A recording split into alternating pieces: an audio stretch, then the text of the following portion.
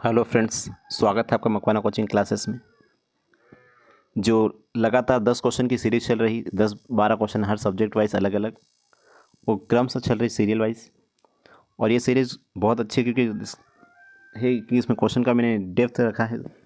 जो क्वेश्चन पूछने का तरीका जो एग्ज़ाम के हिसाब से है थोड़ा सा, तो आप लोग इसको पूरा देख सकते हो। वीडियो को पूरा देखना क्योंकि आपके 10 मिनट आपके लिए बहुत इंपॉर्टेंट हो सकती है। 4-5 मिनट का वीडियो होगा, 10 क्वेश्चन होते हैं, बहुत इंपॉर्टेंट होते हैं ये, अगर आपको पढ़ना है, जीके को कवर करना है तो। क्वेश्चन नंबर फर्स्ट अगर हम बात करें पॉलिटी का, लेकिन सीरियल वाइज ये 12 नंबर है। 1773 की रेगुलेटिंग अधिनियम से संबंधित कौन सा कथन सही नहीं है? भारत का संवैधानिक विकास जो चैप्टर है, पॉलिटी की शुरुआत होती है, जहाँ से पॉलिटी की शुरुआत होती है भारत का संवैधानिक विकास, वहाँ से मैंने क्वेश्चन उठाया आज।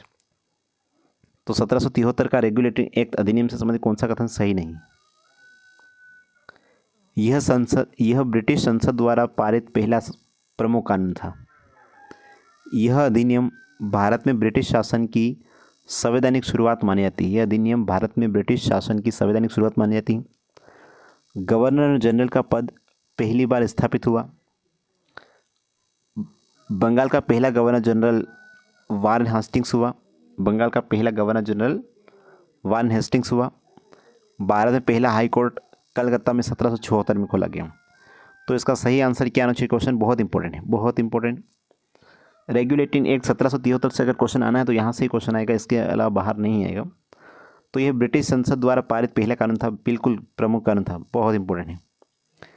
यह अधिनियम भारत में ब्रिटिश शासन की संवैधानिक शुरुआत माने थे, मतलब भारत में जब ब्रिटिश कंपनी आई थी तो उनकी संवैधानिक जो शुरुआत थी वो इसी अधिनियम से हुई थी।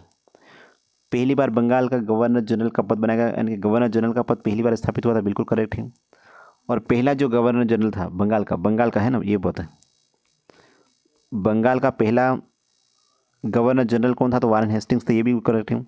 भारत में पहला हाई कोर्ट कलकत्ता 1774, ये गलत है क्योंकि कलकत्ता में हाई कोर्ट नहीं, सुप्रीम कोर्ट की स्थापना हुई थी। भारत का पहला हाई कोर्ट नहीं, भारत में पहले सुप्रीम कोर्ट की स्थापना हुई थी 1774 कलकत्ता में। तो इसलिए इसका सही जो आंसर आएगा ये आएगा ऑप्शन नंबर ई। हाई कोर्ट नहीं था, वो था सुप्रीम कोर्ट, बाकी सब सही। तो ये बहुत इंपॉर्टेंट क्वेश्चन था। अगला क्वेश्चन है पिट्स इंडिया एक्ट, ये पिट्स इंडिया अधिनियम से संबंधित कौन सा कथन सही नहीं है? पिट्स इंडिया अधिनियम से संबंधित कौन सा कथन सही नहीं है? पिट्स इंडिया अधिनियम 1780 में पारित हुआ था। यह अधिनियम ब्रिटिश प्रधानमंत्री विलियम पिट जूनियर के नाम पर पड़ा था। इस अधिनियम ने भारत में दोहरी शासन प्रणाली लागू की थी। राजनीतिक मामलों को ब्रिटिश सरकार के अधीन कर दिया गया था। व्यापारिक कार्य जो था वो ईस्ट इंडिया कंपनी के अधीन हो गए ही रहे थे। और गवर्नर जनरल की परिषद के सदस्यों की संख्या घटाकर 3 कर दी गई थी, है ना। रेगुलेटिंग एक्ट अधिनियम 1773 में एक और पॉइंट था कि जो गवर्नर जनरल की परिषद की स्थापना हुई थी उसमें 4 सदस्य थे। जब 1773 का रेगुलेटिंग एक्ट आया था उसमें गवर्नर जनरल की जो काउंसिल थी उसके सदस्यों की संख्या 4 थी, लेकिन अभी इसको घटाकर कितना कर दिया था पिट्स इंडिया एक्ट अधिनियम में? तो 3 कर दिए। ये तो बिल्कुल करेक्ट है, कोई दिक्कत नहीं। व्यापारिक कार्य जो थे वो ईस्ट इंडिया कंपनी के अधीन थे और जो राजनीतिक कार्य थे वो थे ब्रिटिश सरकार के अधीन। राजनीतिक जो मामले थे वो ब्रिटिश सरकार के अधीन था और जो व्यापारिक कार्य थे वो ईस्ट इंडिया कंपनी के अधीन थे। और गवर्नर जनरल की कार्यकारी जो परिषद थी उसकी संख्या घटाकर 3 कर दी थी, ये भी करेक्ट है। इस अधिनियम ने भारत में दोहरी द्वैध शासन प्रणाली शुरू की थी, ये भी करेक्ट है।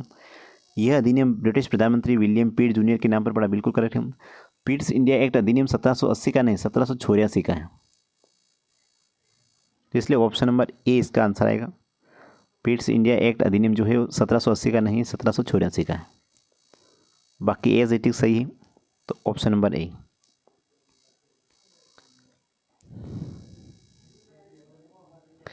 अगला है चार्टर अधिनियम 1813 से संबंधित कौन सा कथन सही नहीं? चार्टर अधिनियम 1813 से संबंधित कौन सा कथन सही नहीं? इस अधिनियम ने भारत में ईस्ट इंडिया कंपनी की व्यापार एकाधिकार को समाप्त कर दिया था। चाय और चीन के साथ व्यापार में कंपनी का एकाधिकार बना रहा। इस अधिनियम ने ईसाई मिशनरी को भारत में प्रचार करने की अनुमति दी। कंपनी को भारत में शिक्षा पर प्रतिवर्ष 2 लाख खर्च करने के निर्देश दिए गए। और इस अधिनियम ने ईस्ट इंडिया कंपनी की चार्टर को 20 वर्षों के लिए बढ़ा दिया गया। तो कौन सा क्वेश्चन, इस क्वेश्चन का आंसर क्या होगा, बहुत इंपॉर्टेंट क्वेश्चन है। तो इस अधिनियम ने भारत में ईस्ट इंडिया कंपनी की व्यापार एकाधिकार को समाप्त कर दिया। बिल्कुल करेक्ट है, व्यापार एकाधिकार को समाप्त कर दिया था। चाय और चीन के साथ ही व्यापार पर कंपनी का अधिकार था और ईसाई मिशनरी को भारत में प्रचार करने की अनुमति मिल गई थी।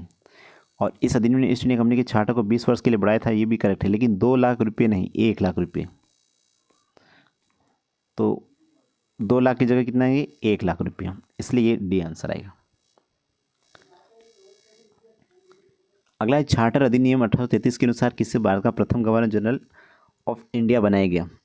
चार्टर अधिनियम आया था 1833 में, उसके अनुसार किससे भारत का प्रथम गवर्नर जनरल ऑफ इंडिया बनाया गया था। तो ये बनाया था लॉर्ड विलियम बेंटिंग को, है ना, भारत के पहले गवर्नर जनरल। चार्टर अधिनियम 1833 में निम्न में से किस एक का अंत किया गया था। तो चार्टर अधिनियम 1833 में भारत में कंपनी का शासन या कंपनी का व्यापारिक अधिकार या भारत में न्यायिक व्यवस्था या फिर भारत की शिक्षा। तो अगर बात करें तो कंपनी का व्यापारिक एकाधिकार, इसको समाप्त कर दिया, बी। अगला है चार्टर अधिनियम 1833 में किस विधि निकाय की स्थापना की थी। चार्टर अधिनियम जो 1833 है उसमें किस विधि निकाय की स्थापना की गई थी। तो इसमें भारतीय राष्ट्रीय कांग्रेस की स्थापना नहीं थी, वो तो बहुत 1885 में आएगा। सुप्रीम कोर्ट की स्थापना नहीं, तो ये आएगा गवर्नर जनरल की विधि परिषद। अगला चार्टर अधिनियम 1833 के अंतर्गत भारत के प्रशासन को किस रूप में पुनर्गठित किया गया था। चार्टर अधिनियम 1833 के अंतर्गत भारत के प्रशासन को किस रूप में पुनर्गठित किया था। एकात्मक शासन, सेंट्रलाइज्ड एडमिनिस्ट्रेशंस। अगला चार्टर अधिनियम 1853 पर भारत का चार्टर अधिनियम 1853 का भारत के प्रशासन पर क्या प्रभाव पड़ा। तो चार्टर अधिनियम 1853 का भारत के प्रशासन पर क्या प्रभाव पड़ा। तो पहली बार विधायी और कार्यकारी कार्य पृथक कर दिए गए थे, विधायी अलग थे और कार्यकारी दोनों कार्य अलग कर दिए थे। 1853 की चार्टर अधिनियम के अंदर कौन सा महत्वपूर्ण सुधार हुआ था। तो इसमें भारत में पहली बार प्रतियोगी परीक्षा द्वारा सिविल सेवा की शुरुआत हुई थी। प्रतियोगी परीक्षाओं के कॉम्पिटिशन के एग्जाम के द्वारा सिविल सेवा की परीक्षा शुरू हुई थी और सत्येंद्रनाथ टैगोर भारत के पहले आईएएस बने थे, आईसीएस है ना, आईसीएस। तो सभी का बहुत बहुत धन्यवाद। ये क्वेश्चन जो होते हैं बहुत इंपॉर्टेंट होते हैं। आने वाले जितनी भी वनडे एग्जाम होती है, आप चाहे यूपीएससी से लेकर जितनी छोटी एग्जाम दो, वनडे एग्जाम में हो, उनके लिए क्वेश्चन बहुत इंपॉर्टेंट। मैं एक क्वेश्चन के साथ साथ 4-5 फैक्ट रख रहा हूँ। रिकॉर्डेड वीडियो रहेगा तो रिकॉर्डेड वीडियो में आपको ज़्यादा टाइम नहीं लगेगा, कम से कम नॉर्मली 5-6 मिनट बस। और 5-6 मिनट में अगर 10 क्वेश्चन मिल रहे हैं तो आप उनको बार बार देख कर भी अपना जीके अच्छा कर सकते हो, क्योंकि जीके कोई ऐसी वैसी चीज़ नहीं कि आप उनको एक बार पढ़ के कवर कर सकते हो, इसको बार बार पढ़ना पड़ता है। अगर आपको ये अच्छा लगा प्रयास तो आप इसको जितना अच्छा और आगे बढ़ाओगे तो मैं इसको इस सीरीज़ को और अच्छे से आगे रखूँ, क्योंकि अब मुझे सिर्फ पढ़ना है और मेरी पढ़ाई के साथ तुम्हारी पढ़ाई भी होती जाएगी। मेरा भी बार बार रिविज़न होता है, तो आप लोग थोड़ा सा ध्यान दीजिए। तो सभी का बहुत बहुत धन्यवाद।